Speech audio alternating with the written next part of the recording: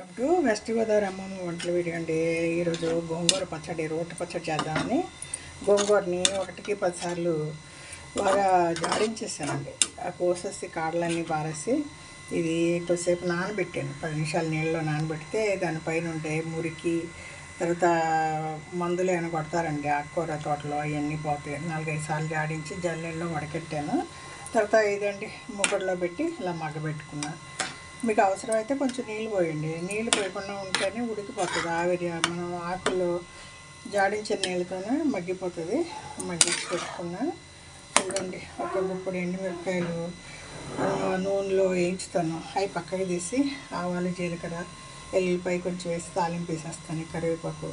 తర్వాత ఇదిగోండి రోలు కడిగి పెట్టుకున్నాను. బాగా తడి లేకుండా తుడిసేసి ఫస్ట్ ఎండుమిరపకాయలు, ఉప్పు, ఎల్లుల్లిపాయ, జీలకర్ర వేసి కొంచెం పచ్చి కరివేపాకు కూడా వేస్తాను. వేసి కొడతానండి. కొట్టినాక తర్వాత ఇగో ఈ పులుచుగేరు అంటారు తమిళ్లో. ఈ గోంగూరని కూడా పెట్టేస్తా. గోంగూర కూడా పెట్టేసాకండి. అన్నిటికన్నా హైలైట్ లాస్ట్లో ఫస్ట్ పచ్చి ఉల్లిపాయనండి బాగా కడిగి చక్కబద్దిగా కొట్టేయాలి. బండతో కొట్టేసారంటే మీకు భలే ఉంటుంది. ఆల్రెడీ ఎండుమిరపకాయలు వేయించుకున్న మూకుల్లో మనం తాలింపు వేసి పెట్టుకుని ఉంటాం కదా రెడీగా. ఇంకా తీసి తాలింపు ఆ మూకుల్లో పెట్టుకునండి. ఇదిగోండి మనకి రోల్లో అన్నం వేసుకుని తింటే అండి భలే ఉంటుంది. అసలు ఎప్పుడైనా దొరుకుతుందండి గోంగూర. ఆ గోంగూర దొరికిన రోజు పచ్చడు, గోంగూర రొయ్యలు, గోంగూర పచ్చిమిరపకాయలు వేసుకు వండటం, పప్పు గోంగూర ఇలా వండుతూ ఉంటాయి.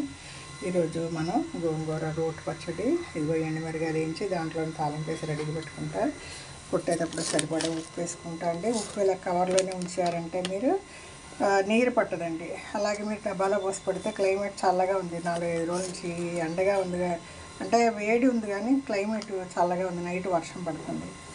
ఇలా కవర్లో వేసి పెడితే మీకు నీళ్లు రావు. పచ్చికరివేపాకు ఎక్కువ వేస్తాను, కళ్ళకు మంచిది. అలాగే తాలింపులో కూడా వేస్తాను. ఇది వెస్ట్ గోదావరి అమ్మమ్మ వంటల వీడియో అండి. గోంగూర రోటి పచ్చడి, ఆంధ్రుల అభిమాన గోంగూర పచ్చడి.